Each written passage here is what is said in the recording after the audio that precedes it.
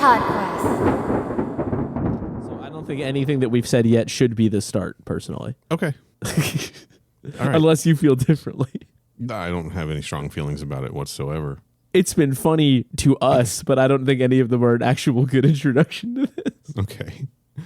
All right. Well, how do we get into this then for real? I don't know. I mean, I think it is probably just something to the effect of like a generic hello, unless we have a bit in mind, which it sounds like we don't. Motherfuckers, we're back. Kind of. We're kind of back, everyone.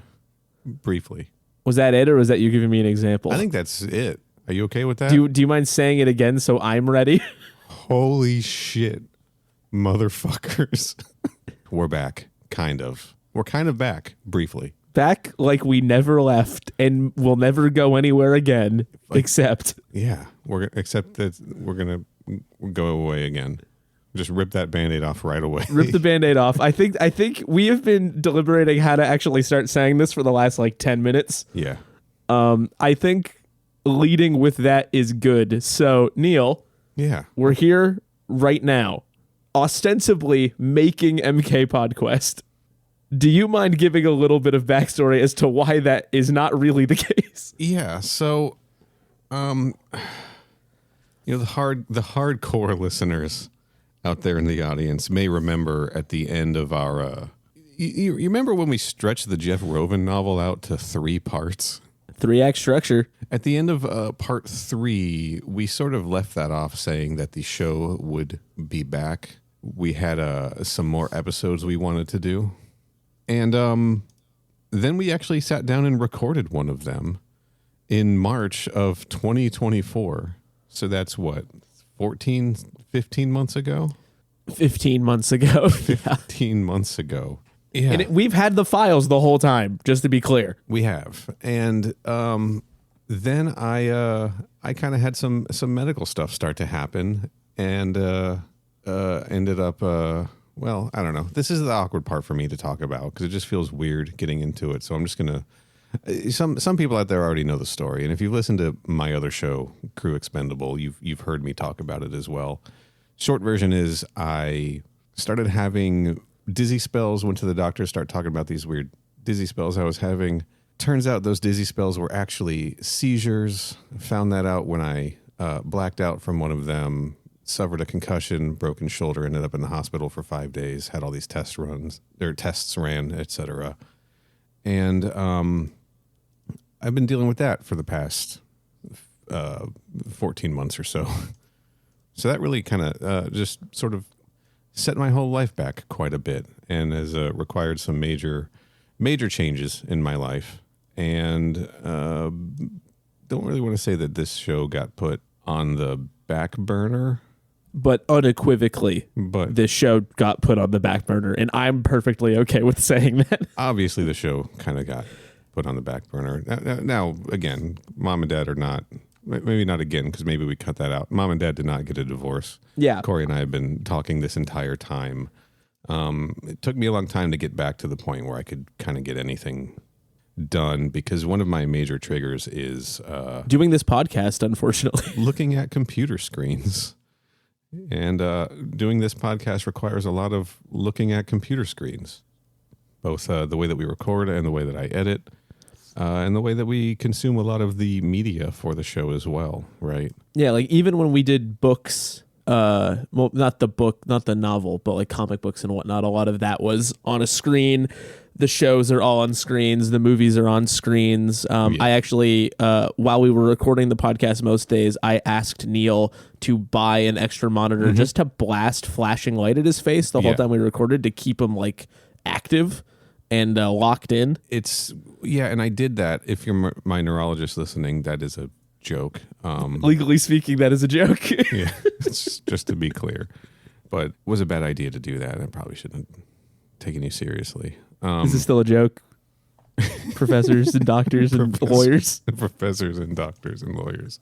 President of health insurance, that was a joke. Yeah. Whichever one it is. All of them, I guess. Yeah. If you're all listening to this, that was a joke. So, all right. Anyway, short version is it's been hard for me to keep up with things. And this audio of the Juve Bowl Bloodrayne movie just sort of got sat unused on my hard drive for all this time. Now, over those months, Corey and I have had a number of conversations with each other and with some of our friends about like future ideas for, what to do podcast wise, maybe things that could potentially be part of this show, maybe things that were going to become their own idea. It's just not real clear of those things, when we're going to get to them, or if those things are going to be a part of the MK Podquest feed or not. We even had conversations about if we wanted to release this episode or not as well, right?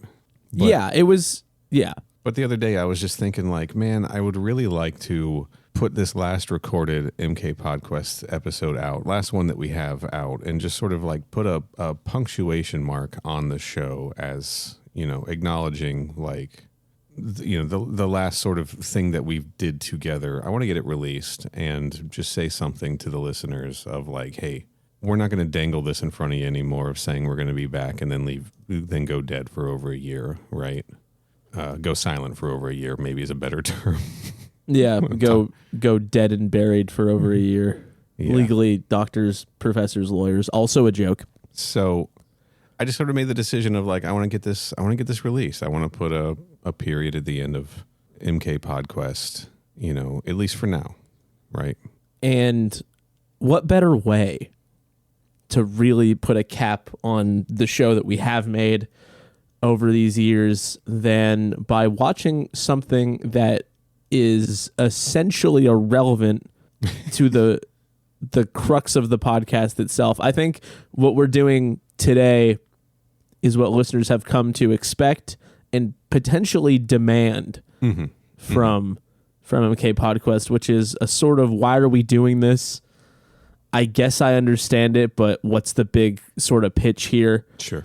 And that is what you're going to get today. I also, when we started talking about this, wanted to get in on the action of putting a pin in the show, not, again, because this is inherently the end of it, but just being realistic. You don't realize, even without health trouble, that once you stop doing something once a week for several years, starting to do something once a week for several years again is hard.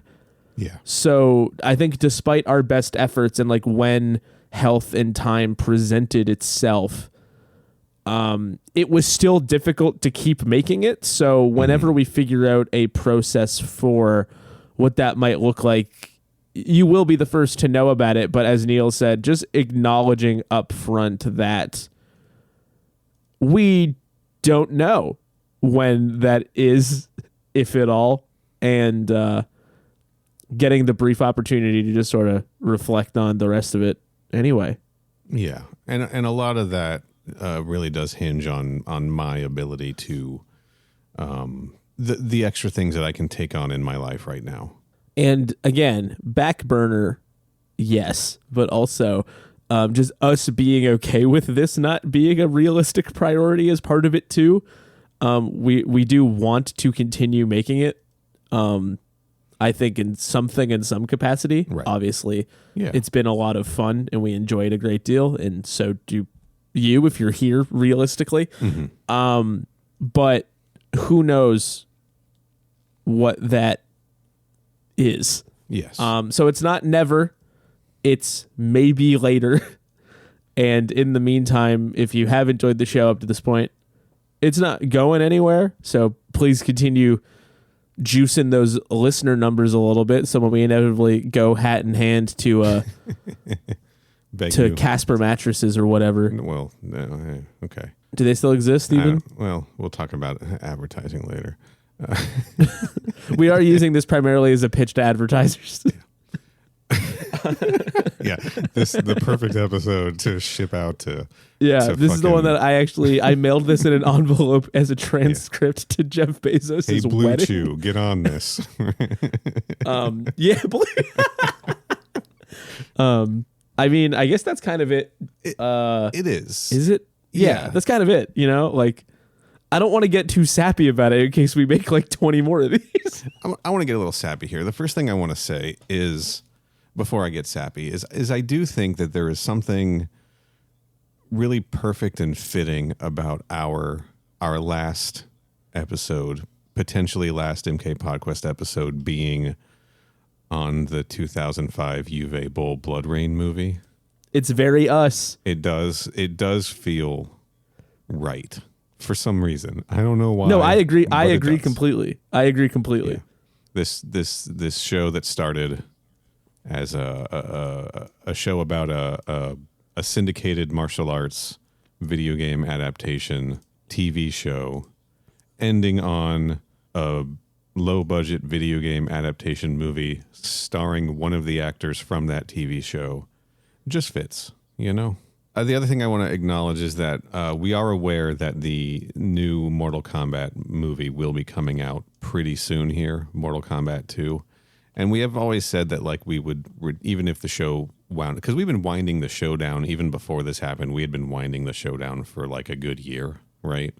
Because we didn't know how far the stuff that doesn't count was going to go. Yeah. So we were always kind of making it clear that any one of these could theoretically be the one that ended the show. Yes. The truth is, given my health, the state of my health right now, I don't think it is a good idea. In fact, I know it is not a good idea for me to go to a theater and watch a flashy motion picture on a large screen in a dark room.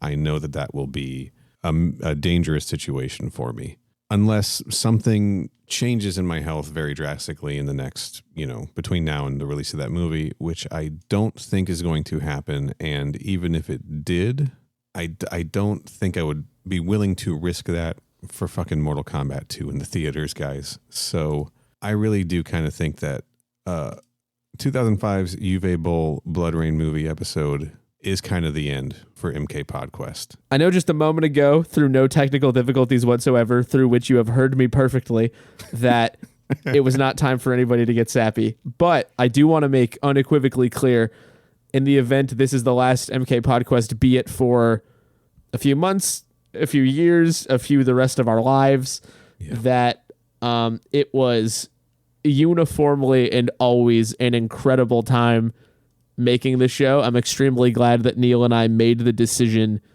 to make it. Yeah, man. I can't believe the steps Neil took to elevate the show, not just through the edit, but also wrangling in people to be involved, whether they are our friends or actual honest to God celebrities. That was sort of a constant bafflement. I had to get sent multiple things in the mail to make this show. The outpouring of support the show always got was sort of staggering to me.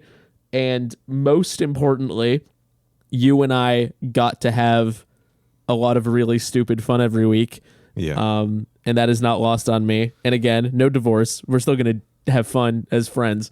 But if it won't be in the exact way that we had done it before, I will greatly appreciate having the repository of the memory of doing that, because it was a special time. It really was. I'm really proud of the silly nonsense that we put together for this thing, man. It's really good. I don't want to get too tooting my own horn, but it's like really funny and good. It is, and it is, and you know what? We can say that we're the ones who made it. We're allowed to say that it's really good. Paolo Montalban said it was good. Argue with a fucking wall. Adani Maropis, you guys are. He said we're funny. Everybody. Yeah, that was his first mistake. Yeah. Thank you for agreeing to do this. Just blindly agreeing to do this stupid concept with me, and then just going with me on whatever, and then watching the greatest television show ever made. And also thank you for pushing back at the appropriate times when I had really stupid ideas that would not have paid off. Yeah, dare I say that the listener is unaware of the bits we didn't do. Thank you for wrangling me in when necessary, because I needed it. It should cause alarm in the heart of the listener, knowing that they're going to leave this show with an understanding that I was the one with more restraint. And hey, thank you for people that gave the show a listen and gave us a shot, and everyone who like emailed us and reached out and sent us DMs or whatever else, and like some of you bought stuff. The 4 people who bought T-shirts, and I don't know who, and the one person who bought a hat he designed. We've made like real friends because of this. Yeah, absolutely. Right. And that's including each other. It's not like we weren't friends before, but I think it certainly elevated the situation. We were just like people. We were kind of just like people who knew each other. Yeah. And now I feel bad when I don't talk to you enough. Yeah. I'm really proud of the work we did here. And I'm going to miss it. Do you guys hear the monk crumble? Do you guys not remember? It's like pretty fucking good stuff over there. Step 1, you get in the bed. Step 2, you got sand in the bed. I like that step 2 is just a descriptor of the scene. It's not anything anyone had to do. Step 3, blow away from the bed.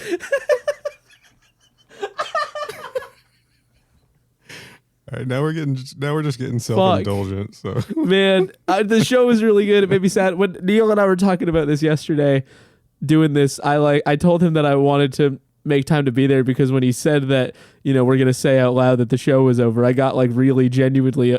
I was at a trailer with my mom and I got very emotional and I was like, fuck, like, I gotta get over there. So yeah, I'm not just gonna quote ourselves any longer than that, but. Special times, man. Special show. Seriously.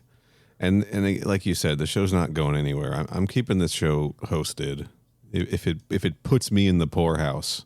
Which in this economy, am I right? So thank you, everybody. And thank you. And if you're like, well, that's not a good enough answer, I need more Neil and Corey, whether you guys like it or not. There are 2 other places you can get that. Yeah. There's plugs at the end of the real episode, so stay tuned. Yeah. But thank you. And if you thought you hadn't heard a good enough podcast about Uwe Boll's Bloodrayne, we're about to fix that. Yeah. Also, I don't remember a single word that I said in it, but I bet it's good. Also, R.I.P. Michael Madsen. Also, R.I.P. Michael Madsen. We actually waited 15 months because we're like, well, somebody who was in that movie is not going to make it. We are and not. We should. Kind to your performance in this episode. I'm sorry, man. I think he knows. I don't think he was telling anybody that Bloodrayne was his best movie. Yeah. It might not even be our best podcast, but it's the one you're about to hear. Pretty good. All right. And as always, say the word and I'll put my guitar down.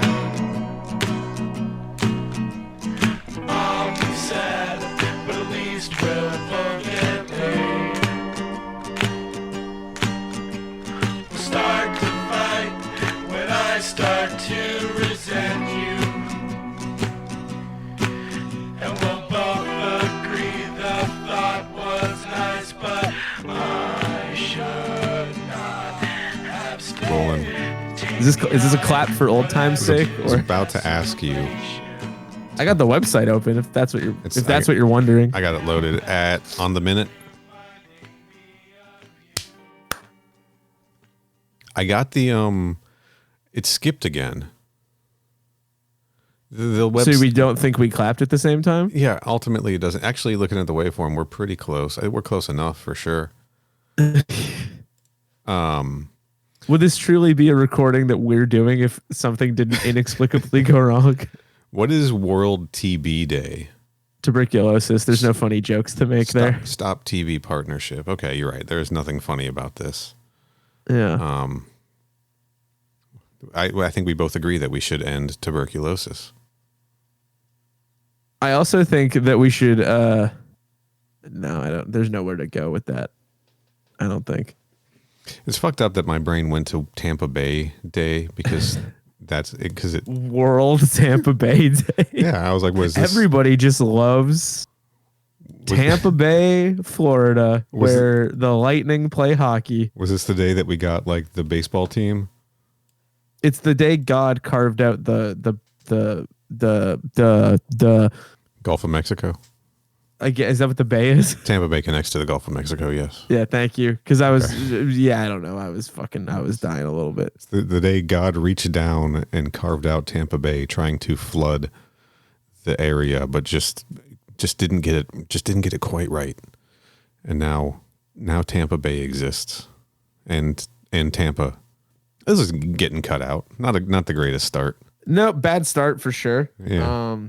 Unequivocally bad start because fellas were chipping the rust off the old block. Remember our third Jeff Rovin episode? Remember how we squeezed 3 episodes out of that book? Yeah. Yeah. We did do that. In hindsight, probably a tight 2. What's hilarious? Could have made it happen. When I brought that up with Kenny on the Alien show, because we split at around the same time, we split a novel into 2 parts, and then he heard we were splitting the Rovin novel into 3 parts, and he was like, "Oh, I see how it is. We could have done this, and we could have done ours in 3, but you made us do it in 2." And I was like, "Yeah, that's we're gonna why." do the next one in 4. I was like, "That's why we did the Rovin novel in 3. It was easier." Yeah, fuck it. Let's read the Annihilation novel again, which is the shortest of all of them. Whoa! Holy fuck!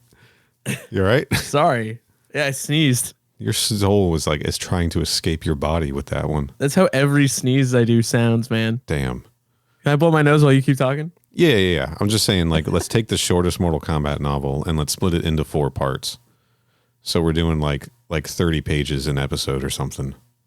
I think there are junior novelizations of the Mortal Kombat movies, which I do not have in my possession. And sorry, guys, we're not going to cover those.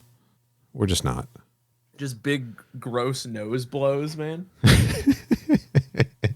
Corey's big, gross nose blows. Pew, pew, pew, Corey's. pew, pew. Welcome to Corey's big, gross nose blows. Nasal nightmares. With Gordon Ramsay. Oh, Your nose, shit. it's disgusting. I don't know how he talks, whatever. Nobody knows how he talks. You got to save this character for they made another one, Halloween Spooktacular. You're so right. You are so right that we have to absolutely spookify all of the Gordon Ramsay heads into submission, I guess, by doing that. I don't have one now, but give him like a creepy, alternate name like the Simpsons writers do on the Halloween episodes, right? James Hell Brooks, etc. Gordon Ramskill. Just really hit the gore in Gordon. Gore Vidal. Oh, it's Gore Vidal. Terrifying. Welcome greatest to MK Podquest, everybody. We're so back. So here's my promise to you. Yeah. At some point in the next couple episodes, we are going to do a drink segment about Coca-Cola Spiced. Fuck. Yes. It's on I shelves want to here. acknowledge to the world that we are aware of the existence of Coca-Cola Spiced and we can buy it. Yep. I just don't have it right now. I'll get one too. All right, we'll set this up. Let's do it next time. How about that? Yes, absolutely. Also, I did notice that Pepsi is pushing lime and cherry flavors really hard right now. Like lime and cherry combined or separate? No, separate. Okay. I think I've had both of those and they're pretty good. Cherry's a standard, right? Like yeah. Maybe not up in the Great White North or whatever you call Canada. They've made it more of a standard now. I guess you just sort of call it Canada, right? Typically. Yeah. But it's cherry's always been a standby here. That's always just been I think it has readily probably been available. here too, but I feel like I'm seeing it everywhere since they did the logo rebrand. Sure. Yeah. How do we feel about that Pepsi logo rebrand? It's big, which I like. It seemed like the impetus for doing it kind of came out of nowhere. You know what I mean? Yeah. Like we all know. I don't know why Pepsi. they did it. It's funny that it's like a throwback to before their last rebrand a little bit. It doesn't really feel like a throwback. No, I guess not. It's just weird. Yeah, it's fine. Who cares? It's all poison water anyway, right? And boy, am I loving it. Man, I am off the energy drinks. Yeah. I've been off actually since like October, November. And how does your body feel? I have black coffee every morning, and that's basically all the caffeine I have now. Okay. And I feel good. I don't have constant indigestion anymore, which is really nice. Pepto stocks tanking. Man, time for a Pepto-Bismol rebrand. They should just steal the old Pepsi design, right? Yeah, just make it pink in a second shade of pink and then white. Sure. Pepsi-Bismol. Delicious. God damn it. Ugh. That sounds like the thing that I want to drink and am looking for in my day-to-day life. Leaving this in, just so that the world can share in my embarrassment of saying any of that stuff. Yeah. Now, I do want to acknowledge that me and the listeners are very proud of you for improving your health and your life and not drinking the poison water. Mm-hmm. Getting choked up just thinking about it. Yeah, appreciate it, man. But I do want to talk to you about my concerns that you're poisoning your mind with Bloodrayne. Look, I can't cut out all bad habits, right? Like when you're dealing with, you can cold turkey one thing at a time. Life changes, addiction, this and that. Like you focus on the thing that's killing you the most, right? You take care of that one, right? And that undeniably was not Bloodrayne. It was not Bloodrayne, but like we'll get there, okay? My capacity for terrible bullshit movies and TV shows has been reduced over since we began the podcast. Well, I mean, we started on such an incredible cinematic high. It did really sort of and that sounded sarcastic, and it wasn't. No, not at all. Every other thing that we've watched after watching that TV show has been worse than the TV show was. But even I came into MK Podquest dropping Pacific Blue and Relic Hunter, and I've talked to you at least off air several times about the Witchblade television show. Yeah. And I don't have I don't want to say I don't have it anymore. We keep threatening to watch Raven. Well, yeah, but Raven's good. Raven was pretty good. It was pretty good. Raven was pretty good. So what it sounds to me like you're saying is that you don't want the people to think that you've no longer got that dog in you. Yeah. Yes. But the dog's taking a nap. Kind of, because if I'm being honest, I'll still have a lost weekend where I just throw Relic Hunter on the Roku channel. Yeah. So I'm not completely out, okay, but I'm better. I'm healing. But you are risking a Godfather-esque just when I think I'm out. Sort of, yeah, because they pull me back in. Because that's the Godfather, right? Am I crazy? Hold on, is that right? Yeah. Yeah. No, it is, isn't it? It is. Part 2. Jesus Christ! I don't know. We're back. Dude, just when I think I'm out, they believe me. Just when I thought I was out, they pull me back. Godfather Part 3. Oh, the good one. The famous best in the trilogy. The one the good one. Godfather Part 3 from 1990. It's the one that's got a great ass, according to Al Pacino. Dude, I think the single greatest thing that happened to me after watching the movie Heat, aside from the fact that Heat is awesome, is the frequency with which I reference that in my day-to-day life. I don't know that that's come up on this show before. Got a great ass. It might have. If anyone remembers, he says it like no one's ever said anything. He says it like Al Pacino says it. This team is good, dude. So true. So true. Fuck. Wish we were talking about Heat instead of what we're here to talk about instead. They're making a Heat 2. We can do they made another one on that because they're adapting the book. Oh, shit. Michael Mann's adapting the book, I should say. Are you ever going to open the show up to like Chuck Palahniuk did a Fight Club 2 and 3, I think, as graphic novels? Those are sequels to the book, but I think I have not read them. I think they're a little bit informed by the movie version also. Like he's trying to straddle that line, Yeah. I would say I doubt it primarily because finding the time to read stuff will be extremely difficult. Sure. And I think it would have to be something that I already had a fairly significant attachment to justify my reading it. And none of those things are that. That was just the idea that just popped into my head. It doesn't have to be that, right? Yeah. Now, Fight Club 2 sounds like something we do on this fucking show sooner than we would do it on the honestly, yeah. So I'm just gonna get out ahead of this. It doesn't sound like this is on the table, but if you ever do like Freddy versus Jason versus Ash, which was the proposed Like the sequel, Evil Dead guy? Yeah, the proposed sequel to Freddy versus Jason that was not made, and then the script was adapted into a comic book series. Well, you know how to get a hold of me, right? Like, Yeah, you can get a hold of me. and you'll be back on like sooner than you'd think. Really? Because we haven't had a single conversation about it. We will. We will. That's all I'm saying. Oh, man, sounds like From Dusk Till Dawn 2, Texas Blood Money's coming up in the queue. Well, we're backing slightly away from the Genero, so Okay, that's fair. not entirely, but slightly. Like we have a guest thing coming up. You know, it's a little inside baseball. We're getting there. Sure, yeah. We don't want to ruin it I will here. say also, Folks. speaking of just breaking format, quick early plug. We just did an episode about the original movie of something, Yeah. which completely just breaks the whole thing down into a million pieces. Hey, man, it's your show. You can do whatever the we fuck you couldn't want. help it.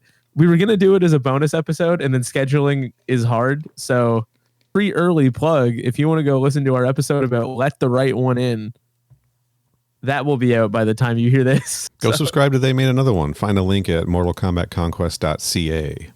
And don't go subscribe to the F1 podcast that's listed there because it is dead. Do you want me to take it down? Dead and in the ground. I mean, if people wanted to go hear it, we can leave it there, but it's definitely there won't be more of it. So if you're looking for more of it, I've got bad news. Man, bad blood, huh? Yeah, we killed each other actually. Damn. Yeah, so Oof. this isn't even me. Thanks for coming back to life to talk about Bloodrayne. Well, I mean, it just felt like apropos, you know what I mean? this Sort is- of like Sure. much in the same way that you can have a human vampire hybrid. I'm a dead guy, alive guy hybrid. What is the word for that? I don't know. So the word for the human vampire hybrid is damn fear, right? Yeah. Damn Fear. Damby? No, that doesn't work. Danby Swanson? The baseball player? I'm trying to combine zombie and whatever part of damn fear means half human. Nobody knows. I think it's probably the damn part because damn. Well, I mean, people suck. that live in Romania might know, but nobody Sure. else. If you live in Romania, the boys at mkpodquest.com, let us know what's up. Get us in touch with your tourism board. Bloodrayne. We'll come do an episode in Romania. Guys, we're talking about Bloodrayne, the 2005 movie directed by Uwe Boll, based on the kind of okay video game series. So what kind of video games are these? Okay, so Because I don't know. I didn't look it up, and frankly, I don't care. But Corey, I feel like I should maybe know. you should. Okay, so this movie takes place roughly like what, the Middle Ages, we'll say, right? Yeah. The Medievally. first game in the Bloodrayne series takes place in 1933, and the Okay, second I game did notice that also one of the takes movies. place. Yeah. One of the movies after this appears to be set in the Wild West, and then one of them appears to be set in like the Second World War. Yes, in Nazi Germany, right? Yeah. Which is the first game, right? And the second one. So, full disclosure, I played both Bloodrayne 1 and 2 yesterday. Played the game Played the games, yes. in full. No, not all the way through, just enough. Oh my god! I was like, are these easy sit down plays? Like I mean, kind of, but like, you engaged with these games yesterday. yeah, I did not complete them. And spoiler alert, never gonna. But Whew. I remember playing the first Bloodrayne. Like these are games that were released in like the original Xbox, PlayStation 2, GameCube era. I'm sure that has a console generation name. Not going to bother learning it, guys. Never have, never will. Gen Z, I think is what they call it. Sure. It's not what they call it at all. So the Bloodrayne games, you play as the titular Rain, not an innuendo, who is a Damphir, half vampire, half human, right? And she works for this organization called the Brimstone Society. Yes. Yeah, and in the first game, you start out in like Louisiana in 1933, like in the swamps, right? And you're trying to stop like an outbreak of some disease that's mutating people and turning people into spider things and like destroy these big egg sacs and stuff. And then the other 2/3 of the game, you're in you're killing Nazis. That's it. Okay. You're killing Nazis. A lot of Nazi It's like killing. Vampire Secret Society Wolfenstein. Yeah. Definitely Okay. like let's kill a bunch of Nazis in these games, which I think we can all agree is a good premise for a video game. The second game I didn't get nearly as far in, and in that one you're just sort of right away killing Nazis. There's not a whole lot more to the premise, right? It's just like an action game where you kill Nazis. They're third-person action games with some like the first game is like they remastered it, quote unquote. They ported it to like modern consoles as like Bloodrayne revamped. That game shows its age like crazy. The mechanics. It's a great use of revamp. It's pretty good. The mechanics and shit are just so outdated, like the movement animations, all of that stuff. It's really bad. Like it feels like playing Enter the Matrix, right? Just sort of one of those early. Yes. Okay, yeah. I have played that, so. Yeah, it plays like Enter the Matrix, actually. There's third person jank action. Yes. Third person jank action. Which was kind of the standard at the time, like go back and play the original. I think Enter the Matrix is cool, and it's great if you like running with your arms as angularly as possible. Yes. Go back, play the original Max Payne, very similar kind of vibe. There's even a sort of bullet time mechanic in this where basically you get like your rage meter fills up and then you do more damage and take less damage and everything sort of slows down around you, so it's easier to kill stuff, right? Yeah, it's a John Woo Stranglehold situation about several years before John Woo Stranglehold. Yeah, exactly. You notice that I said about several years because I realized I truly had no idea what the gap of years would be between Bloodrayne and John Woo Stranglehold. We're not going to look it up. The boys at MK Yeah, sure. Send us a... If you're Romanian and know the gap of years between John Woo Stranglehold and Bloodrayne, you win. Please send us an email. We will dust off that inbox. Yeah, I don't know. They were fine. They got a lot of press because that was just an era in gaming where developers were figuring out you can like really capitalize on the quote unquote sexiness. Yeah, like a sexy vampire lady game, and everybody was like, "Oh wow, wow!" Yes. To the point, you're like the tongue's rolling out, and you're like slamming your fist on the desk, and your eyes bulge, and you're like, "Ooga!" To the point where Rain, main character from Bloodrayne, drawn art, not as a human. This is art, 2D art. This is official art made in with support from the developers. Is the first video game character to appear nude in Playboy magazine. What do you think that email was like? To pitch this, like who pitched who? First of all, I have a feeling because I did a little bit of reading on this. First, I'm going to say yes, I have seen the quote unquote photo spread. No, I did not look it up for this episode. And yes, I am embarrassed that I knew about this Playboy thing when it was happening. You were the target demographic. Well, I didn't like seek it out, but I was like, I should see what that's like. But apparently, Playboy did a series of these things. Like, I think it was Playboy who was just searching for relevance amongst the yeah, they're like we gotta capitalize on the Lara Croft polygon guys. Yeah, and like this was in the time where suddenly adult content was extremely easy to access online, and Playboy was like, how do we get people to buy a magazine? Let's appeal to gamers by seeing who's willing to let us use lady game characters in our magazine. And the Bloodrayne developers were like, yeah, that's why we're doing this, Yeah, why else did you think we made her hot? Exactly. It was we were mostly angling for this. It was kind of an afterthought. They were like, honestly, we have the art ready to go. It was just for internal use, but yeah, we can ship that over to you. Yeah, that's just Jeff's. Jeff Rovins, specifically. Yeah. He commissioned it, actually, and but yeah, no, he's cool if we put it in the magazine. The first game's not great. The second game... This sounds like exactly the kind of game that would get an adaptation by this guy. The second game in the series, I will say, I messed around with it a little bit last night for maybe the first time, because I definitely played Bloodrayne 1 around the time of its release. I think either as like an Xbox demo that came with a magazine, or maybe it was a weekend rental or something. But I was pretty familiar with it, so I think it was more than just a demo. Not a great game. Bloodrayne 2, I think I played for the first time yesterday. I was impressed with how much better it is in terms of like gameplay and fluidity and the controls and mechanics and all of that shit, like felt like a generational leap over the first one. Not a bad way to spend an afternoon if you just want to like blood and guts, carve a bunch of people up, and you know, it's kind of got Mortal Kombat Deception or Mortal Kombat Armageddon Conquest mode vibes, where you can like throw people onto spikes and shit in the environment, right?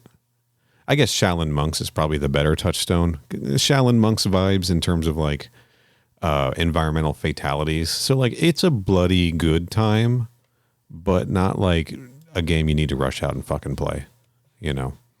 And if you're like nostalgic about these games and you're like, oh shit, I haven't played the Bloodrayne games since I was, 14 or whatever, like just skip to 2. Two's going to be the most satisfying experience playing these games in the year of our Lord 2024. I'm taking it you have no experience with Bloodrayne at all. Could not have less. But what I did do was Google Bloodrayne Playboy because I was curious how people were writing about this. Yes. And it's astonishingly funny, which I'm sure is about what you would expect. So I'm reading a 2004 article from Eurogamer. That is Bloodrayne to appear topless in Playboy, and then the subhead is next month Miss Pac-Man when she was young and needed the money. Cool. Jesus Christ. With the Bloodrayne movie gathering more and more momentum. Sorry, dude. That's so funny. It's terrible. I don't approve of it. Publisher Majesco has hit on a novel way to guide gamers' eyes back towards the forthcoming video game sequel, Bloodrayne 2. Heroine Rain is going to go topless in the October issue of Playboy. If you felt teased by her sexy Girls of Gaming cover, then this new feature art is going to blow your mind, the official website opines this week. Rain is 100% topless and smoking hot in the October issue of Playboy magazine.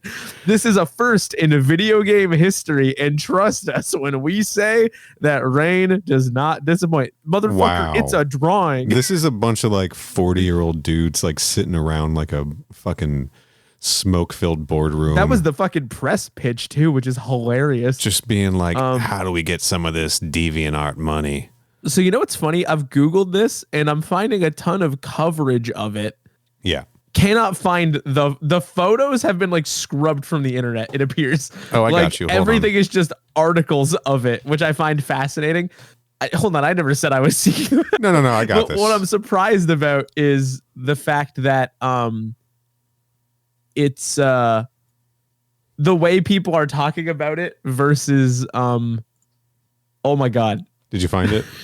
No, but I found something way better. Shit. This is an article from CNN Money. Okay, link incoming for starters. Okay, this is from CNN Money, okay? Okay. Sorry.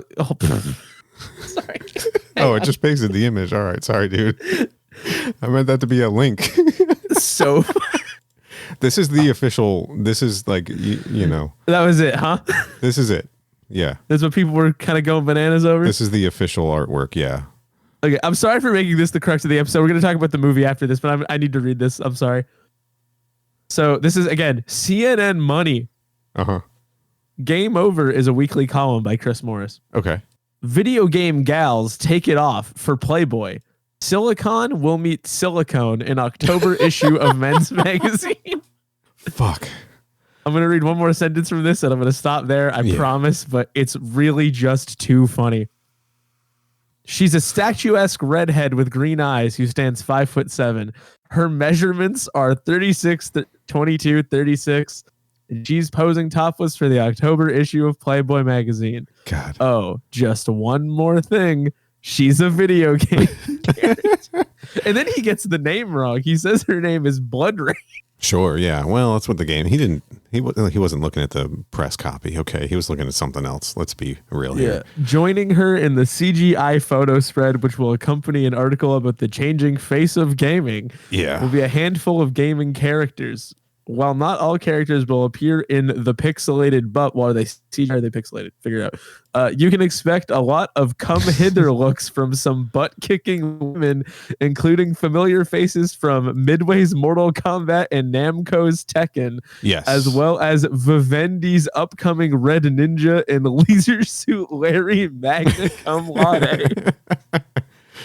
That fucking sucks. I read an article about this on, I think, The Gamer, which I don't like that site. I'm not pushing that site, just to be clear.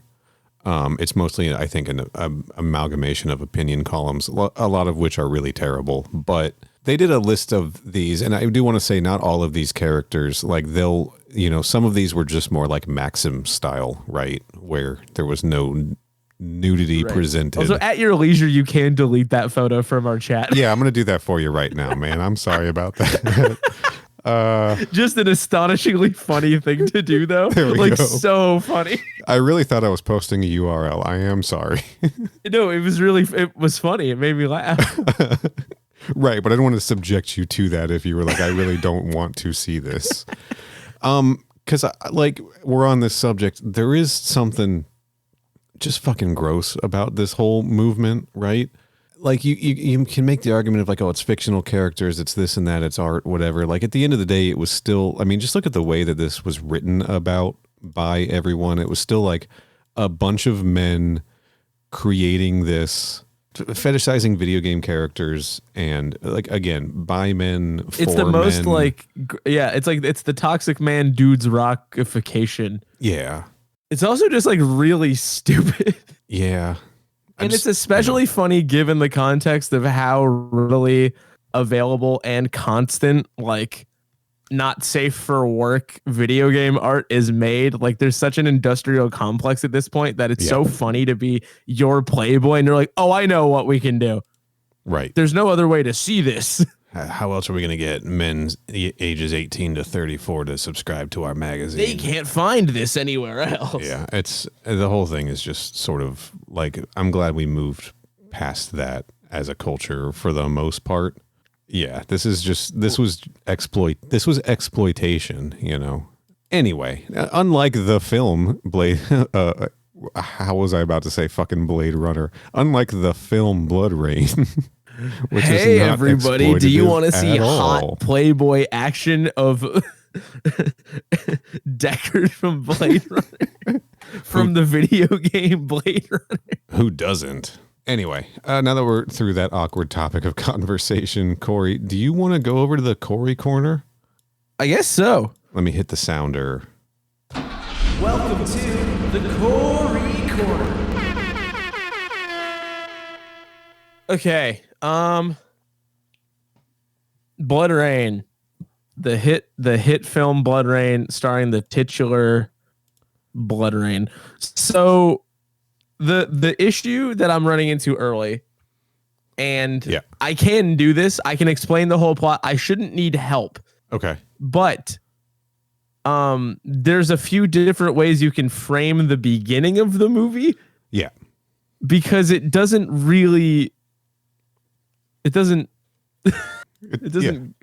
work great. You know what I mean? So I'm going to start with Bloodrayne and not the other characters. Kristana Loken's Rain is being held captive in a traveling carnival as a freak show member who is like able to self-heal by drinking goat blood and gets burned by water and this and that. And they're like being held in a cage, and there's somebody who wants to help break them out. We later realize, or before that we realize, but it would make sense to realize it later, that there is a group of 3 famous actors who are out hunting vampires. Mm-hmm. And they are put... 3 famous actors? 2 famous actors. Okay. 2 famous actors and Sebastian. Sorry. My apologies to just saying, I know, Matthew Davis. No clue who that fucking guy was. Nobody knows for sure. Right. He was Anyway. in Legally Blonde. Sure. We'll get into it in a minute. Not a whole lot else. In fairness. Yeah. If somebody had to star in Urban Legends Final Cut. Anyway. That movie's pretty good. Yeah, I bet you Yeah. would have seen it. That one's fun. The Urban Legends, the first two are pretty good. Yeah. Okay, so we've got vampire hunters who This is the are casual enough about it that they can just look in a mirror, see no reflection, and stab motherfuckers on sight. well, it's a dead giveaway. Which is one of the few explicitly cool things in the entire movie. Sure. So there is also a guy called Kagan who is like the vampire king of the mountains. And Beyond the Dark Mountains, right? yeah, of course. And he wants to take over the world with like an army of thralls and a legion of vampires. Yeah. And we also know that he is the crux of the creation of a subgroup of people called Dom Fears, Yeah. which are half human. Cowardly dominatrixes. Yes. Which are, or guys that are scared of domination. Sure. Yeah. However, play it where it lies. He wants to do that, and Rain is one of those. Mm-hmm. That's really the part that matters. Yeah. She's a special one of those. Yeah, because Kagan raped Rain's mother, and then Rain happened, and then she escaped, and the plot ensues because she has the potential to be like a very powerful figure in the world and blah blah blah, prophecy Right. and MacGuffins and whatever. So she escapes and wants to go kill Kagan, but a fortune teller is like, well, that's gonna be kind of hard. You're telling me that you're gonna try to kill Kagan and go all the way beyond the Dark Mountains or whatever. And she's like, yeah, that was my plan. That's sort of what I was thinking. And it is revealed that she would need to go get... Do they ever say who these belong to? They belong to some vampire from, I don't think with a name, just like a big deal vampire from the past. No, an ancient vampire called Belial. Belial. Okay. Which is like a biblical name, I think. Anyway, yeah. Who among us there. haven't read the Bible? Sure. And Every weekend. so she's like, there's an cover eye to cover. and a heart. Yeah. And some other part of the vampire. A rib. A rib, Adam's rib. Sure. And they're like, if you go collect all these, like, I don't know, you get all the Chaos Emeralds or whatever. Right. Yeah. You become super Sonic. Yeah, you go Super Saiyan Sonic mode or whatever. And blah, blah, blah. I'm going to blah, blah, blah that part up to she goes to a monastery where the eye is, gets the eye, but then upon retrieval of the eye, it merges into her body and gives her powers. Sure. She can now not die by water, I think. Yeah, she can already not die by crucifixes. Yeah. So she's taken off all the vampire weakness boxes. Meanwhile, famous actors and Sebastian are also in pursuit of these because they're in pursuit of her. And then Kagan's men are also in pursuit of these because they're in pursuit of her. And everybody wants these for various purposes. And then ultimately, she is brought in by this Brimstone Society of two famous actors. And there's going to be some infighting there on account of Michelle Rodriguez's dad, Billy Zane. Sorry. Which is an issue for our other heroes because Billy Zane also wants to do like a half human, half vampire thing, I believe. Mm-hmm. And Michelle Rodriguez, who is untrusting of Rain, thinks that her boss, Michael Madsen, has lost the juice and betrays the Brimstone Society to get back in her dad's good graces in an attempt to do that. That plot basically goes nowhere. I'm sorry to interrupt this. I'm in real peril right now. Are you okay?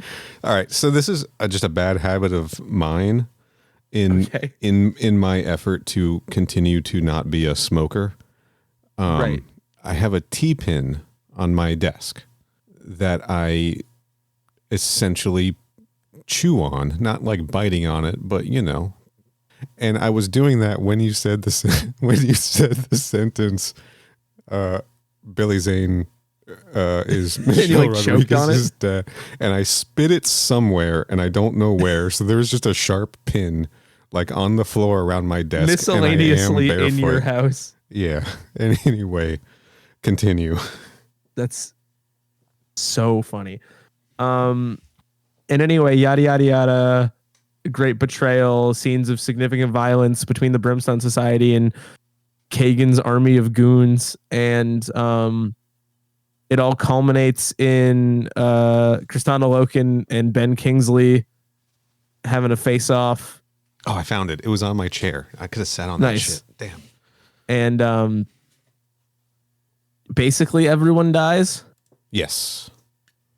And then there's a montage of all the cool violence that the movie had. The best part of the movie. And I know what you're thinking, listener. You're thinking, well, it seems like they didn't put a lot of energy into that plot synopsis that was just given on account of the fact that it doesn't sound like it has any structure. That's or like meaningful A to B progression. And you're absolutely correct. It doesn't really feel like it has any of that. Like, stuff happens. It's extremely simplistic in its plot. Characters ostensibly go from point A to point B, but it's sort of like, what if you did the plug and play part of plot construction without actually connecting those things? Character development is just like, it's neither shown nor told, but it happens, and you don't understand why or how, you know. Like, there's the scene where like Rain and what's his name, Sebastian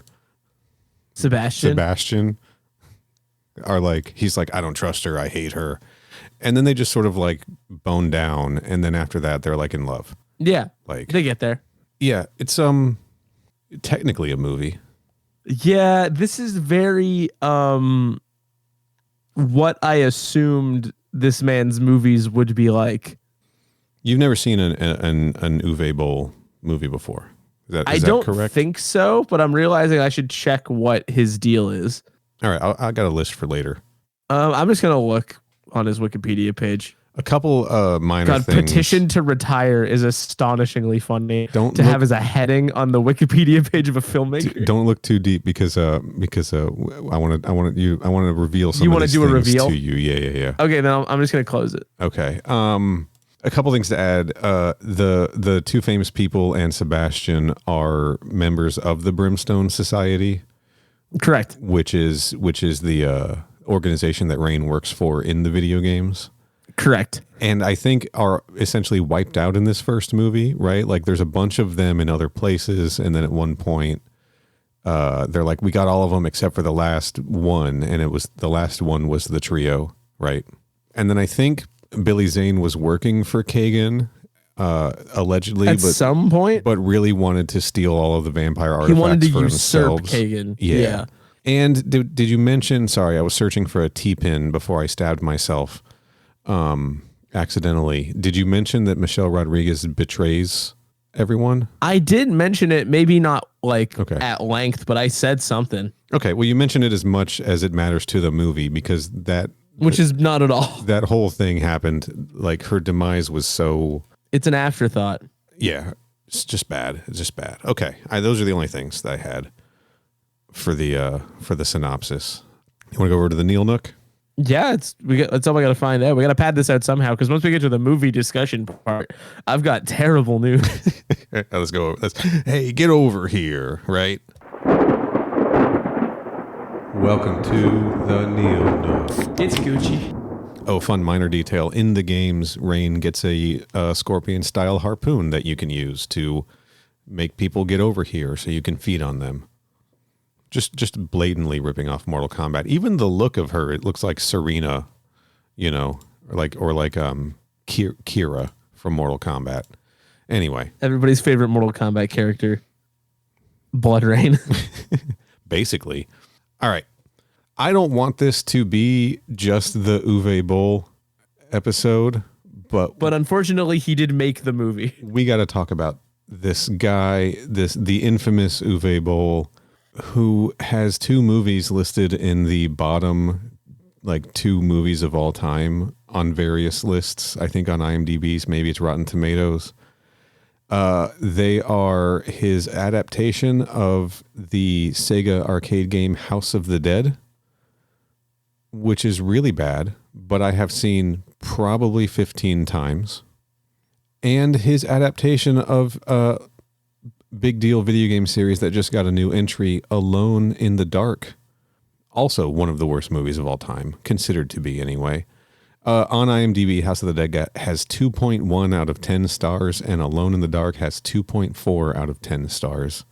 Also, 2 movies, not necessarily, or rather 2 franchises not necessarily ripe for a live action film. Right. Yeah. Not a lot of story in House of the Dead. Kind of a weird decision. Bloodrayne, by comparison, has 3 out of 10 stars. He'd do a lot of other video game adaptations, including a Dungeon Siege adaptation called In the Name of the King, starring Jason Statham, an adaptation of Postal, which is like one of those like sort of cult games that I haven't played, but people used to talk about a lot in the Doom era, right? He did that in 2007, by the way. He's directed 2 sequels to Bloodrayne, Bloodrayne 2 Deliverance, which is the Western version, and Bloodrayne the Third Reich, which is finally Bloodrayne killing Nazis. That one came out in 2011. And Corey, I watched that one earlier today. Why? Just because it was streaming free. I think you can watch all of these for free on Tubi if you're feeling like it. But I was like, I was going to sit down and rewatch Bloodrayne. And I was like, I can't. I just can't. And I was like, well, maybe I'll check out one of the sequels. I will say minor improvements from 1 to 3. And something interesting to note, Bloodrayne in the 2 sequels is played by Natasha Mouth, who played Ayane in the Dead or Alive movie. Kristanna Loken was not coming back for the sequels. I guess we do have to say that it's interesting. I mean, we wouldn't be doing a podcast about it if we didn't also think it was interesting.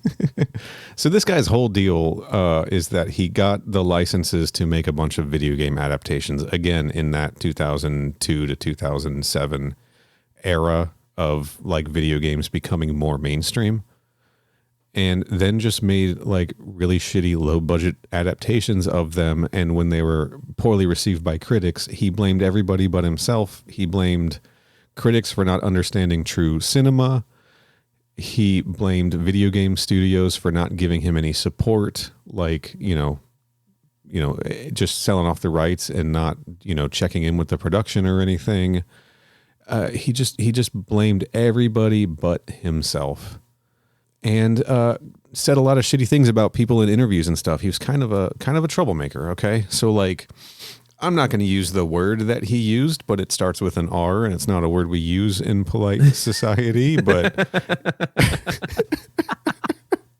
he was famous for calling people who didn't like his movies that word. Holy shit, that's so funny, though.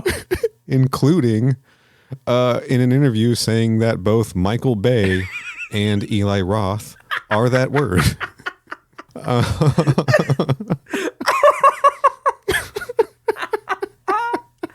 That fucking slaps. It's so funny reading that guy's Wikipedia page and being like, he's like, yeah, I saw the Mutiny on the Bounty movie with Marlon Brando, and that's when I knew I wanted to make movies, and then motherfucker made goddamn Bloodrayne. Motherfucker made Bloodrayne. And said, if you don't like it, well. Yeah, you are just a word Neil's not going to say on a podcast. Holy shit.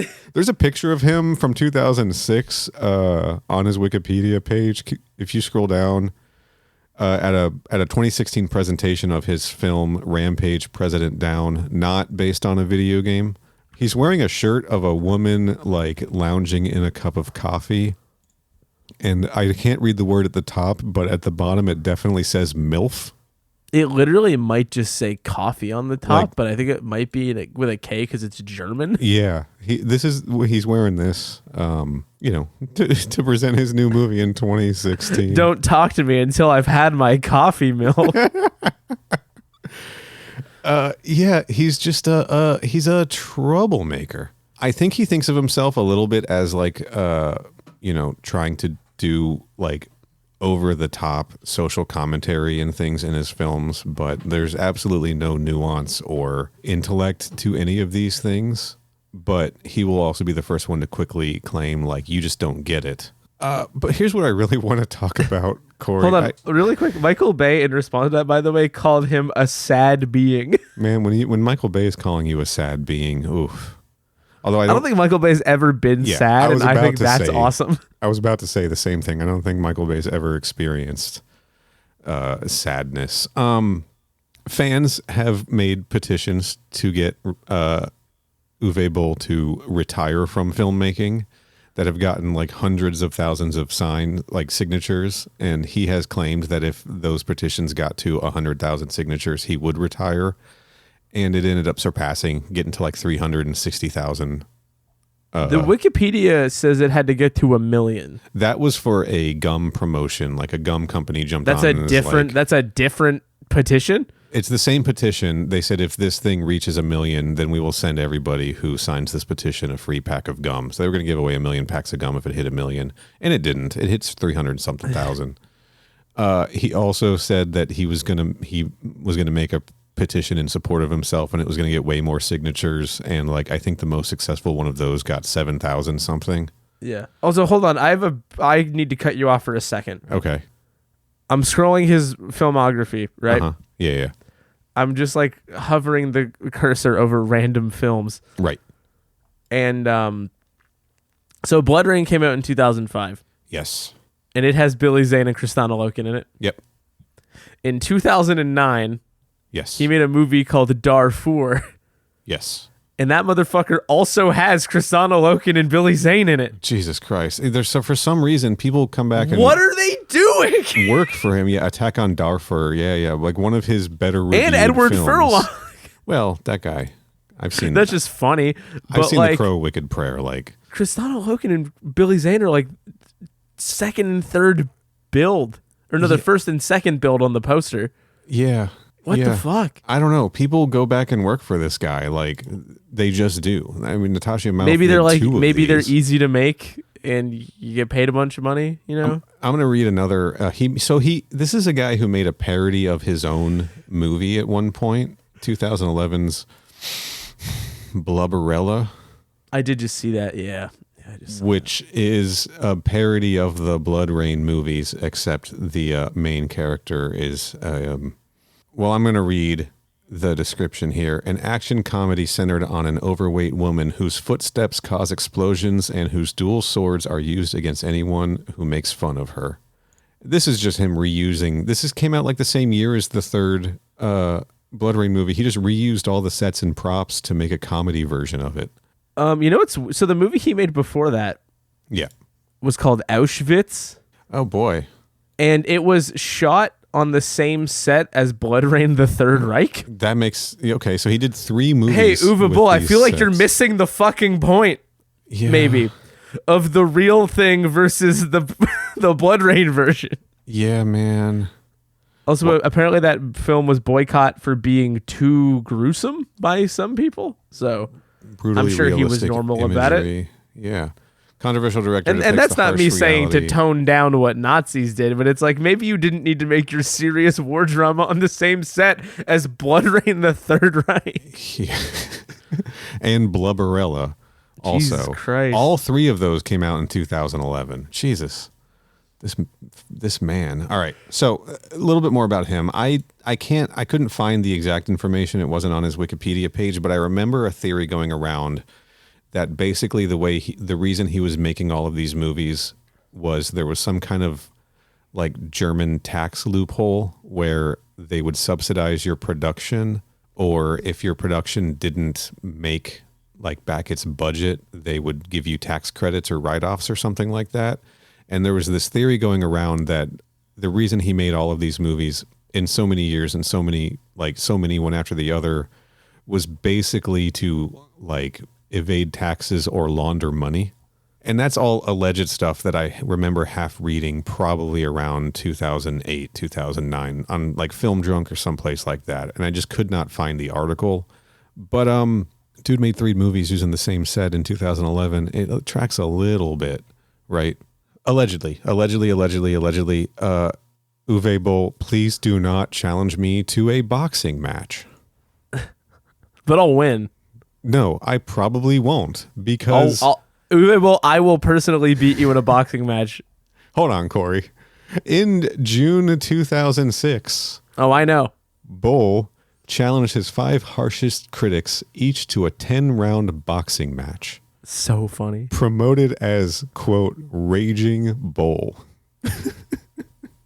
Kind of shut down now internet humor site Something Awful. The guy who ran that, Rich Kiyanka, internet knows him as Low Tax, had been invited by Boll to be the first contestant after their Alone in the Dark review. And he lost the fight. Rich lost the fight. Boll did 5 of these fights and won every single one. And the thing that sort of shut it all down was when he was trying to promote these things by going on G4's Attack of the Show and sparring with one of the hosts of that show. And G4 called in... Kevin Pereira found dead after sparring with Uwe Boll on the set of Attack of the Show. Apparently G4 called in Sean Baby, who's like an internet... I know who that is. Yeah, we all know. He did a lot of stuff for Cracked. He did a lot of stuff on his own. Internet writer, we'll call him, right? Also, a guy who trains in Muay Thai and Jiu-Jitsu to come in and do the match instead. And Boll heard of that, learned about how tall and how much Sean Baby weighs and what kind of training he has done, and backed out of the fight. So Boll was only taking up fights that he knew he could beat the people up in because they were smaller than him. And that's not even a surefire thing. That's not even a guarantee. No, but I guess the guy had like real boxing training and was able to, rope-a-dope these critics of his.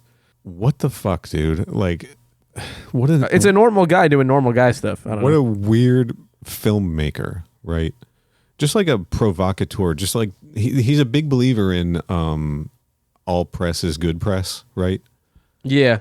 And it's definitely made him like this figure that was just discussed a lot in pop culture for a long time, longer than he deserved, because like the truth is he was making low budget cash in movies that were making up all of their budget and making a profit on like home video releases and rentals, like that was also very much this era in the 2005 and 2006 Redbox core. Like the DVD explosion, right?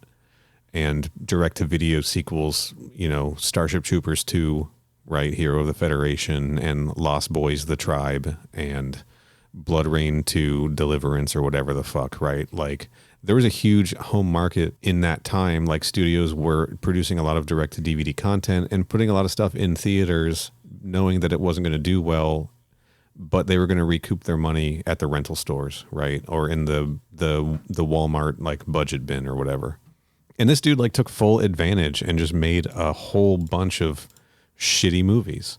Movies so bad that I don't watch them. I have seen House of the Dead a few times. It's very bad. I don't hate it.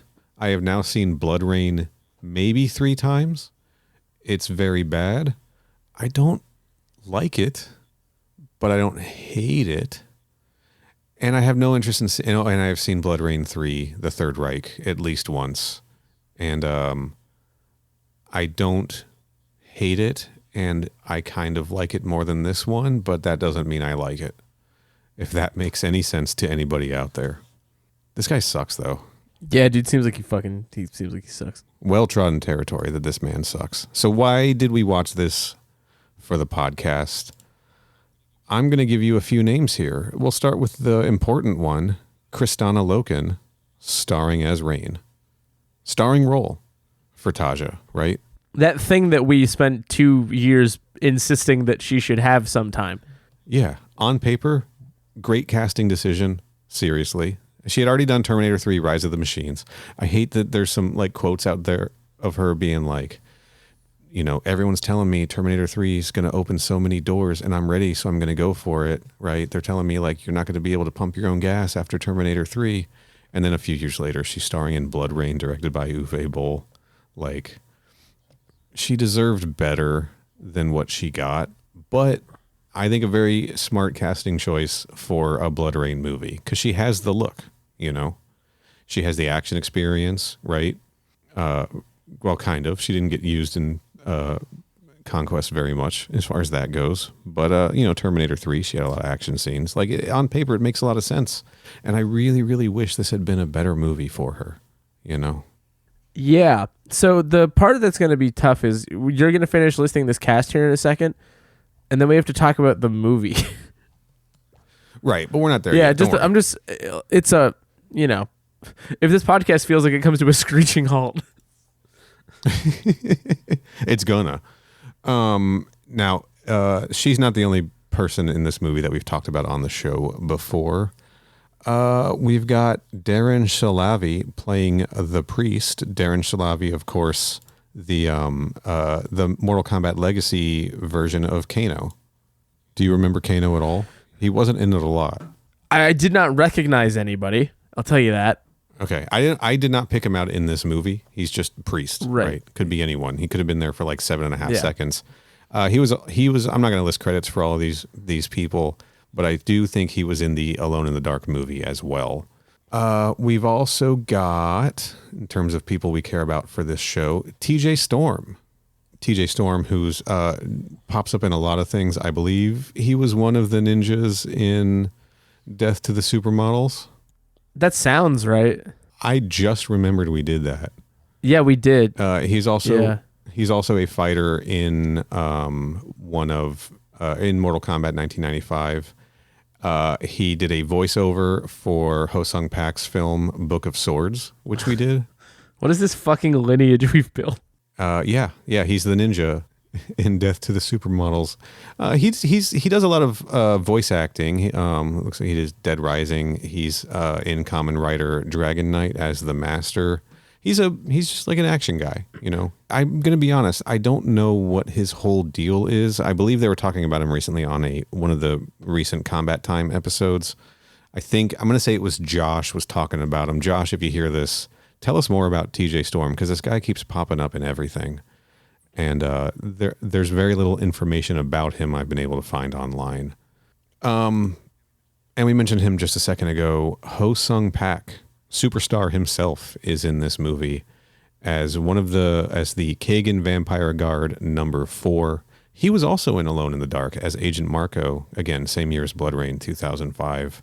Ho Sung Pak is in this, and I'm pretty sure we spotted him in that climactic battle. Yeah, we think so. I think he has a sword. We think everyone was wearing vampire makeup. I just want to be clear. It was, you know, we weren't seeing faces, but there was somebody sort of fighting in like a wushu style with swords against Rain for a few seconds. We think that was him because this is where the vampire guards entered, right?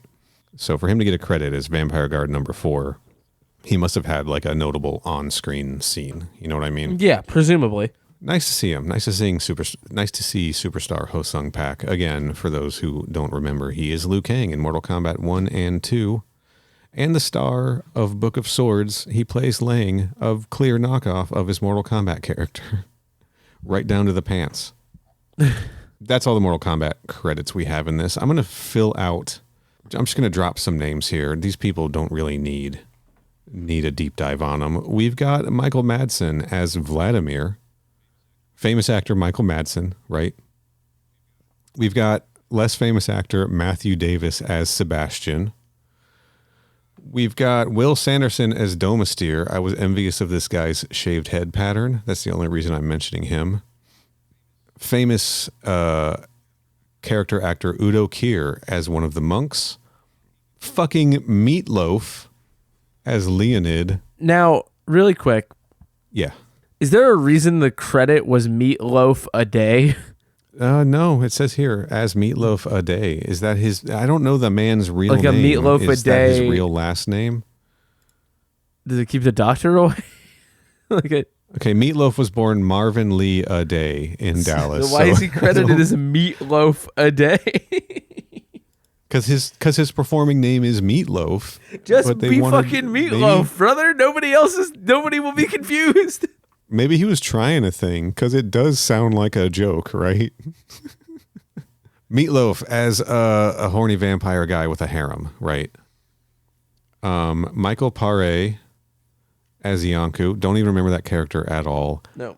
Billy Zane as Elric. Boy, is he. Michelle Rodriguez as Katerin. And Ben fucking Kingsley as Kagan. The strangest thing about this man's movies is like the star power he was able to muster for some of these. Yeah, so things. it's either blackmail or he's like deceptively charming on a job site. Or I by all accounts of all of his public appearances and interviews, I doubt that's the case. You never know. I'm thinking, yeah, maybe he had like access to like the flight logs, you know. I don't know, man. Ben Kingsley, but like to also to be clear, all of these named actors that people know and are much more famous for being in things that are not the Bloodrayne movie, they're barely here, right? None of them are trying. You want to see Ben Kingsley be real bad in a movie? Watch Bloodrayne, okay? Just there you go. You want to see Michael Madsen? Here's the weird thing. I had this weird feeling watching Michael Madsen in this role because around this time, like, we had the Kill Bill movies coming out, right? We had Sin City. He was in that. He was on this like ESPN show about like this drama show that ESPN aired called Tilt, and he was like the grifter, like big shot guy in that. And I'm watching Michael Madsen in all of these movies, and with the exception of Kill Bill, I was like, damn, Michael Madsen kind of sucks. Yeah, I don't think this is a great representation of any actor's ability to do just about anything, but he's among the sleepiest and least impassioned. But he was better in this than he was in Sin City, which is insane. And I think it might just be because in this he was just sort of sleepwalking through it all, just sort of lumbering from bad action scene to bad action scene and just delivering like exposition, you know? But man, this movie, I guess we should say that this movie was written by Guinevere Turner, who also wrote The Notorious Betty Page and wrote for The L Word from 2004 to 2009, wrote 4 episodes. That is a show that Kristana Loken was on, and generally seems to have like a body of work in quality that well exceeds the Bloodrayne movie. She was also an actor. She was in fucking American Psycho, for instance. Oh, and she wrote the screenplay for American Psycho. Holy shit. So like there was some talent at least on set, and it just didn't make it to screen, unfortunately. Yeah. I think that's it for the Neil note Okay. there. So Let's start with something positive. all the blood, The gore effects. the gore pretty effects are fucking sick. hilarious. It's awesome. Yeah, they're over the If you top. want dudes decapitated, shooting blood out of their torsos, losing limbs, cut fully in twain. Yes, and all practically done. Just too. goopy blood piles and limbs and shit and screams. Great. Yeah. Electric. So good, in Yeah. fact, that they make a montage at the end that's mostly just the best effects again. fucking do. They pull like a Jackie Chan police story where they're like, this stunt nearly killed me, so we're going to play it again. But instead, it's just the coolest blood effects they had. Sure. And in 1 hour and 36 minutes, that clearly wasn't done to like pad their runtime for a theatrical release, right? They were just like, this is the best part of the movie. Let's show everybody again. So they leave on something good because the ending fucking sucks, right? The sets are extremely generic, but also felt a lot like Mortal Kombat Conquest. Yeah, the funny thing about this movie is that, I mean, in the medieval vibe, in like the village area, you know, like these things all help sort of communicate like a similar tone and atmosphere. Yeah. But it truly does end up amounting to what if Mortal Kombat Conquest sucked?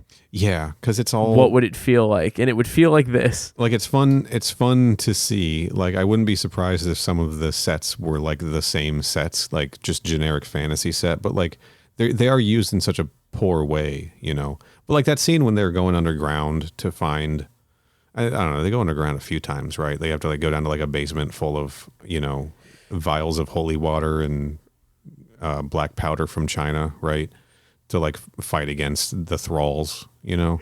I was like, I like a musty, you know, basement, right? This feels conquest. I like when they're in the cave underwater, like to find the heart, I think that was underwater. Yeah. There's a death carnival. There's a fucking carnival. There's a fucking, you know, a festival of death in this thing, right? Yeah, like I mean, it's ticking a lot of boxes. It just there is having a fight in a room full of rocks and concrete that clearly don't look like bricks and rocks, rather when they're hit by something. Yes, yeah. All the staples are here, but you don't get to enjoy them because there's just no chemistry on screen to carry it. And also, like, what if every editing decision was the worst one? Or like good music. There's no like good music either. Was it Jonathan Sloat did Conquest? No Jonathan Sloat here. Not looking up who did the music, but it wasn't him. Just not. Yeah, like there's a lot of sped up footage. There is. There's like some speed ramping and some slowdown and stuff like that, right? And lore dumping. So, can I give an example? So much, please. She talks to a woman at the beginning of the movie, woman friend, whose name I don't care about, and her entire pitch while she is locked in this cave, because they're going to escape together ostensibly, is my uncle is a sailor and he told me they got on a boat at one point too. A bunch of the most insane shit you've ever heard, because this movie needs hope in it. And also, here's a necklace. I definitely won't be dying. And then she dies. Yeah. Have this crucifix. And then isn't she then killed by rain? Yes. Or no, she survives that, but then she's killed by Michelle Rodriguez. Well, essentially is. But she's alive when the Brimstone Society comes through and talks to her, and she's like, "No, I helped her escape. She's my friend." And then they kill her anyway because she got bitten, I guess. I don't fucking know. She was in the daylight. You didn't have to do that, Michelle Rodriguez. Whatever. I don't understand the fucking vampire logic in this movie either. Like, she can't go out in the sun. They kill Meatloaf. They can't until she can. Right. Well, I guess she gets the heart in the eye and stuff, and then she's less vulnerable. I don't even remember her getting the rib, but she did. I don't either. I don't think it happened on screen, to be honest. It's also the rib. The rib. I guess. What would have been cooler than that? The tongue, right? Nope. Not really. I don't think so. The teeth? Maybe. But she's got the teeth. I think it's just an excuse to not have to actually do anything important or creative or like abide by rules. Like, you imply that you have rules and then you don't actually have rules. Right. You know? I do think that this might be the plot of the first game, is trying to like stop a vampire named Kagan from getting the heart of a vampire or something like that, and like amassing power. But I could also be making that up. Who cares? I know. This is among the movies where it's the most who cares I've ever actually felt about a movie. Because like every performance is remarkably flat and bored and disinterested. Therefore, I am flat and bored and disinterested. Yeah, all of the budget went into like the gore effects and that one tarot card transition I mentioned, where like when she's with the tarot reader, it like then transitions to the scene of her mother getting murdered by Kagan, right? Which goes on for a while. And does have some interesting. It does play with like perspective and like Kagan appearing out of nowhere. It was a little bit creative, right? And I was like, this is where all the money went, and the rest of it, like the ethos on this film was like good enough, right? One take, I bet, for most of this stuff, probably because they couldn't afford to reset some of those gore effects, so they're just like good enough, right? Just get it close. At least they seem to execute most of the gore effects first try. Yeah, but it's a bad movie. It's a bad movie cash grab on a mostly forgotten like early 2000s video game about a sexy vampire lady. Like, you kind of know what you're getting when you come to the door. You know, there's going to be some gore and there's going to be some nudity because it was 2003 or 2005 or whatever. And that's why you rented this from Hollywood Video, Rob. You piece of shit. Yeah, there's really not a whole lot to talk about. The plot makes enough sense, but so much stuff is left unresolved. Like, we don't know where the fucking rib came from. And like, when it's revealed that Michelle Rodriguez is a traitor and she's going to steal the heart for her dad, and Rain like this scene bugs the shit. And then it doesn't matter and nothing happens. The scene bugged the shit out of me because like she goes, like Rain follows her to this cave or whatever the fuck. I don't even remember how she got there. And Michelle Rodriguez is there with a bunch of other dudes, right? And they're like, the heart's down here. You have to swim to get it. And she's like, I'm going to get this and give it to my father. And they're like, wait, it's supposed to go back to Vincent or whatever Michael Madsen's character's name is. And she's like, I don't answer to him. And they're all like, okay, cool, sure, whatever. And she dives in and goes to get the heart. And Rain dives in from a different location and swims through the caves and finds her. And they have a kind of good underwater fight as far as underwater fights go when you have no filmmaking abilities whatsoever. And like, Rain gets stabbed. Michelle Rodriguez swims off with the heart. Rain follows after her as soon as Michelle Rodriguez is getting out of the water. I think Rain like pops up behind her, smashes her head into the rock, and takes the heart and leaves. And like, this main character who we've been following for most of the movie, Michelle Rodriguez, her death is just like incredibly unceremonious. She's just sort of like bashed and taken, but it's not done in like a clever, interesting, like subverting expectations way. It's just done like she was disposed of like a generic henchman person, right?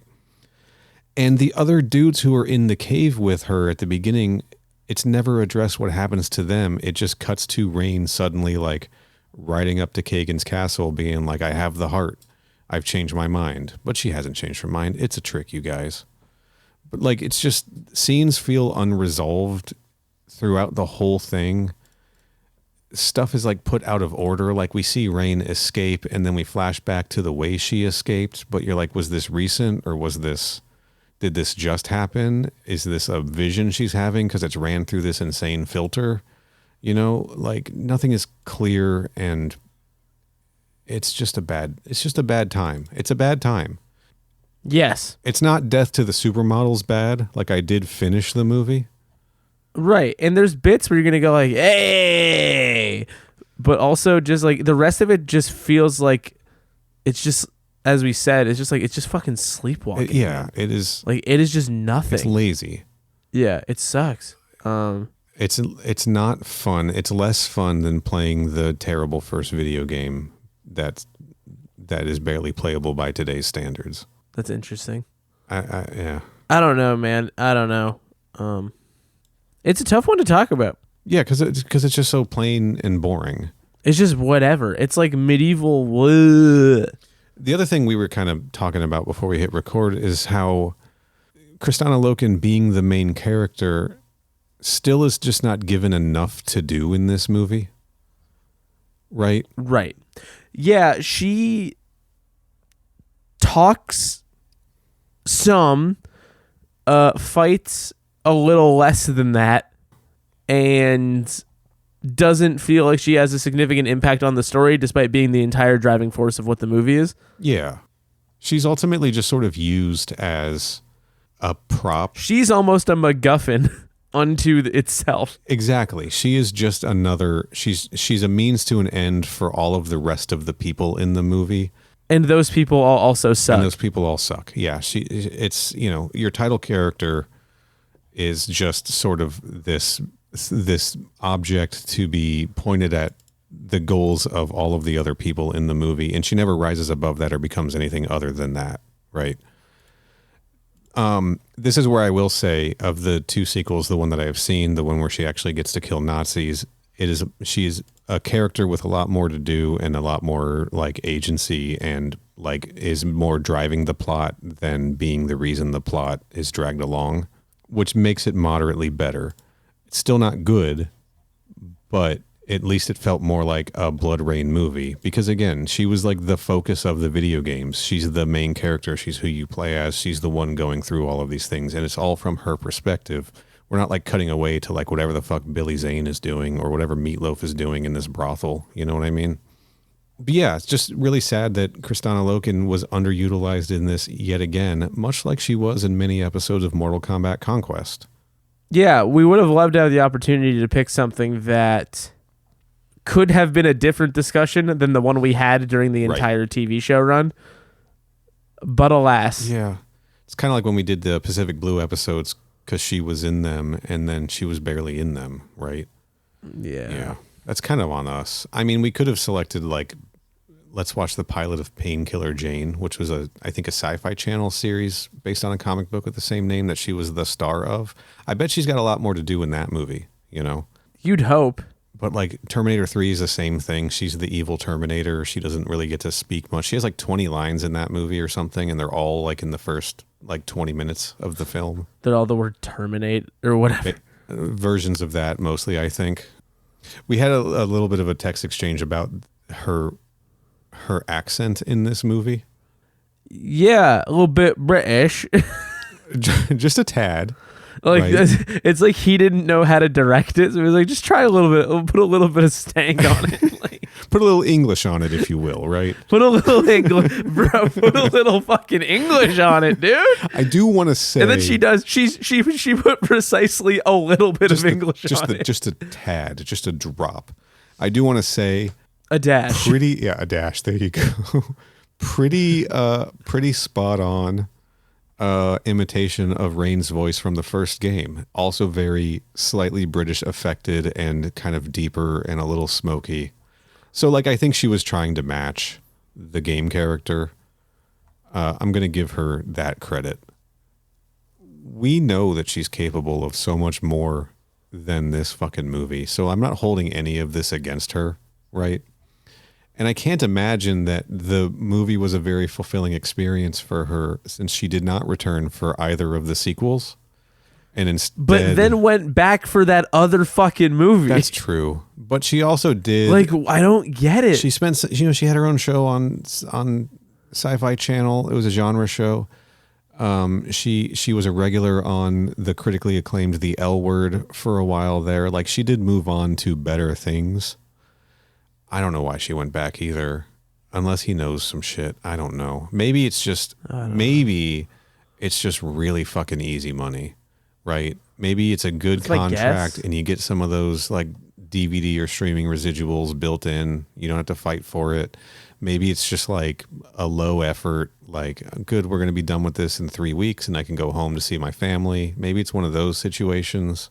And I don't begrudge anybody that. No, we all got to work. I just wish it made better entertainment. Agreed.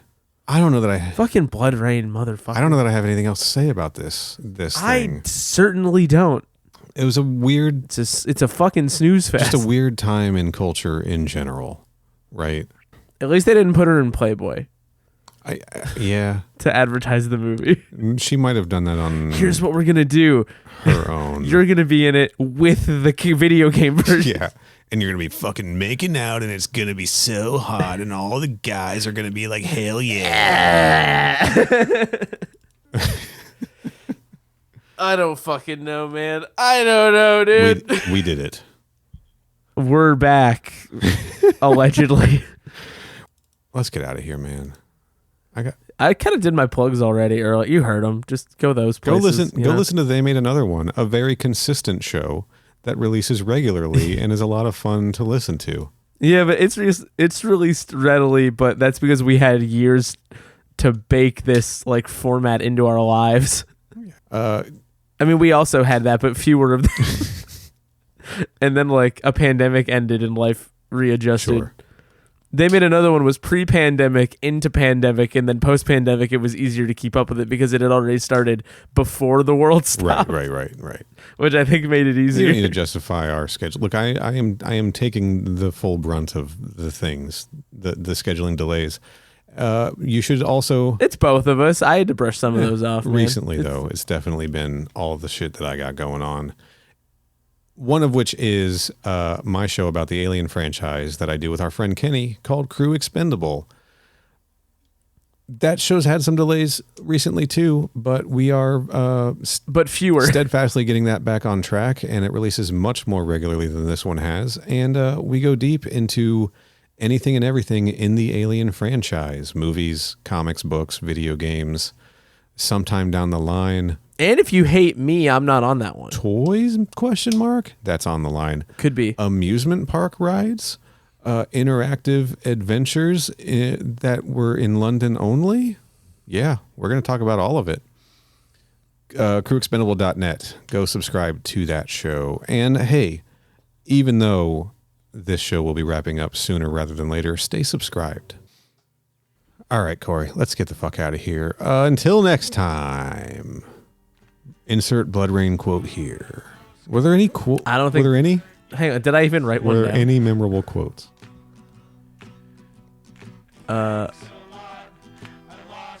Am I the only one that thinks this is madness? Hold on. I'm going to the quotes page on IMDb. We need a banger. I don't know. I didn't think that was that bad. Darius the Kid. Can I see your teeth? And on that note, On that note, can I see your teeth? That's good enough. I'm hitting stop.